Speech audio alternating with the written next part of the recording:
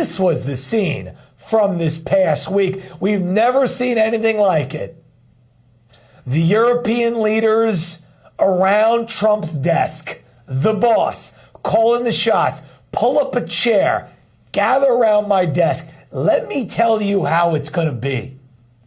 I think it's pretty amazing that Trump got all of these leaders to come on the drop of a dime. He announced last Thursday that he was going to meet with Zelensky. And on Monday, every single one of these world leaders were in the Oval Office, in the White House on Monday morning, promptly when Trump wanted them to be there.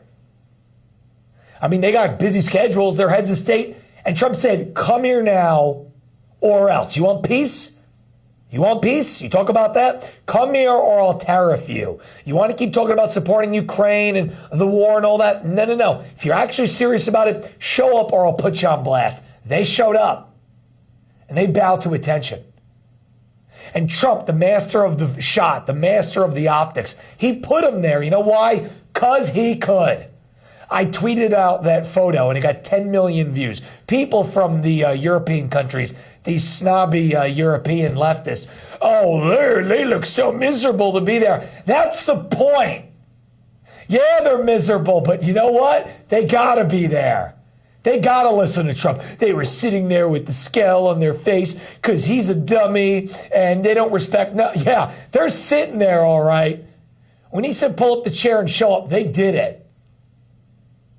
Oh, they're not happy. That's the point. They don't like him. And that's a good thing because he advocates for our country first. They're not used to that. You got a free ride with Biden the last 4 years. The most interaction they had to do was shuffle that meat bag along. Now they got to take orders. Of course they're upset.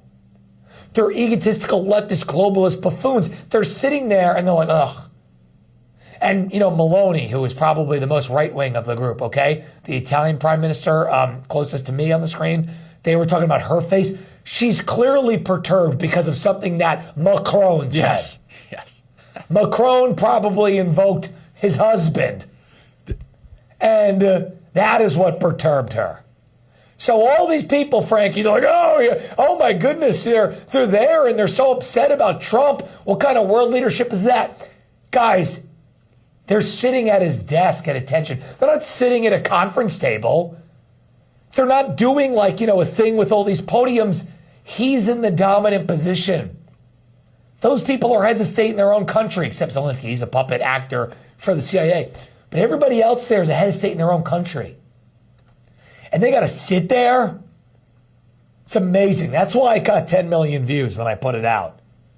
And how about this? This was an overlooked moment from that day, this past Monday. But I thought, actually, out of all the moments of that day, there were a lot of them, this was actually what I thought was the most important moment. Roll it. Not a good day. That was not a great day.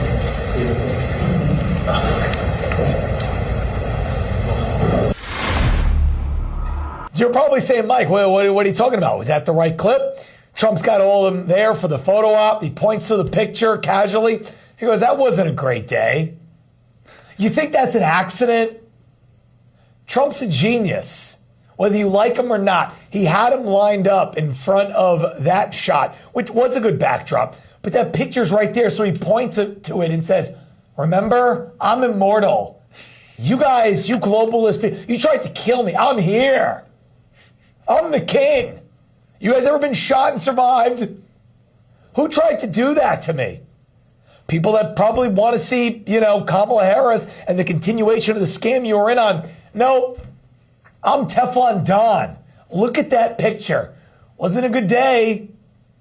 Now, it wasn't a good day for different reasons because the globalists were upset that Trump lived. Trump clearly, didn't like getting shot. I thought that was intentional. And I thought it was awesome. Really was. Overlooked moment, the best moment. And Trump, again, over the last 10 years of him being in the public eye politically, he does that stuff on purpose.